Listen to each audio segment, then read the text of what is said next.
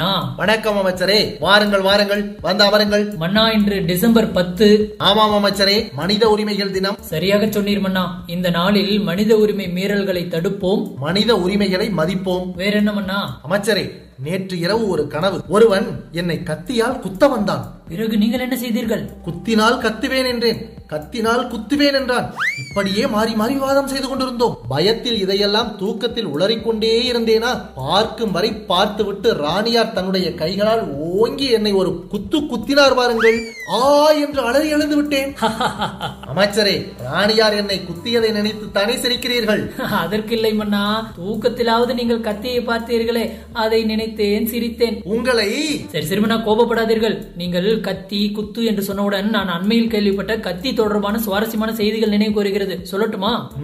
சரி, சொல்லுங்கள். இப்போது உலோகங்களில் செய்யப்பட்டுக் கொண்டிருக்கும் கத்தி அந்த காலகட்டங்களில் தீக்கல், பாறைகள், எலும்புகள் இவற்றின் மூலம் செய்யப்பட்டிருக்கிறது மன்னா. விலங்குகளை வேட்டையாடுவது முதல் வெங்காயம் வெட்டும் வரை கத்தியின் பங்களிப்பு மிகவும் அளப்பரியதாக இருக்கிறது. அமைச்சரே, என்னை பாருங்கள், என் கண்ணை பாருங்கள். பார்வையிலேயே கத்தி வீசுகிறேனா? நன்றாக வீசுகிறீர்கள் மன்னா, ஆனால் முனைதான் கொஞ்சம் மழுங்கி இருக்கிறது.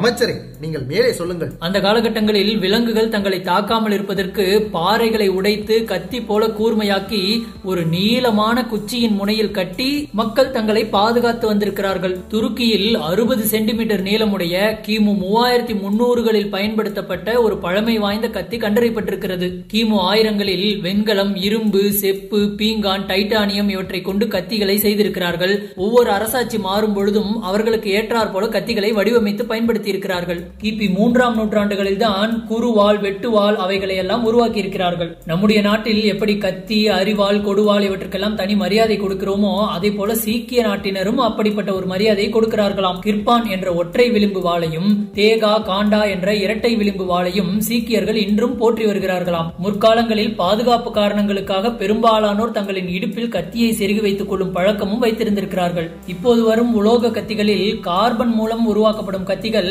அதிக கூர்மையுடையதாக இருக்கும், ஆனால் எளிதில் துருப்பிடித்து விடுமாம். அதுவே ஸ்டெயின்லெஸ் ஸ்டீலில் செய்யப்படும் கத்திகள் கூர்மை கொஞ்சம் குறைவாக இருந்தாலும் எளிதில் துருப்பிடிக்காதாம். ஆமாம் அமைச்சரே, இரண்டும் கலந்தார் போல கூட கத்திகள் தயாராகின்றனவாமே. ஆமாம் அண்ணா, கனடா நாட்டில் சில வகையான கத்திகளுக்கு தடை விதித்திருக்கிறார்களாம். சீன நாட்டில் பயங்கரமான ஆயுதங்களை கொண்டு செல்வதற்கு தடையாம். ஆனால் போலந்து நாட்டில் கத்திகளை கொண்டு செல்வதற்கு எந்த விதமான தடையும் இல்லை என்கிறார்கள் மன்னா. மொத்தத்தில் நம்முடைய வாழ்வில் பல இடங்களில் பயன் தரக்கூடிய இந்த கத்தியை நாம் மிகவும் பாதுகாப்பாக பொறுப்போடு பயன்படுத்த வேண்டும்.